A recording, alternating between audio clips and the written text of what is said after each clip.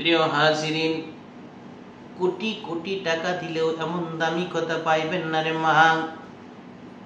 আল্লাহর নবীর একজন সাহাবী, নবীজির একটা বছর নয়, দুইটা বছর নয়, 10টি বছর খেদমত করেছে এমন একজন সাহাবী, যে সাহাবীর নাম হযরতে আনাস রাদিয়াল্লাহু তাআলা আনহু। হযরতে আনাস বলেন, আমি নবীর সাথে মক্কায় ঘুরলাম, আমি নবীর সাথে মদিনায় ঘুরলাম, আমি নবীর সাথে 10টি বছর অনেক জায়গায় গেলাম, নবীজির সঙ্গে গেলাম, নবীজির জবান থেকে আজ পর্যন্ত কোনোদিন মিথ্যা কথা আমি শুনি নাই।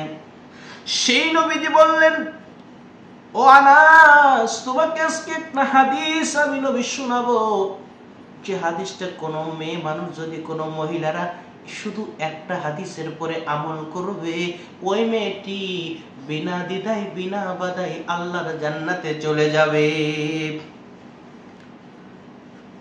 আল্লাহর নবী বললেন, আল মারআতু ইযা সাল্লাত খামসাহা, যেই মহিলারা 5 ওয়াক্ত নামাজ সময় মতন ঠিক রকম আদায় করবে, ওয়া সামাত শাহরাহা, রমজানুল মুবারকের রোজা রাখবে, ওয়া আহসানাত ফারজাহা, নিজের লজ্জা স্থানের হেফাজত করবে, বেগানা করবে না, পরকিয়া করবে না।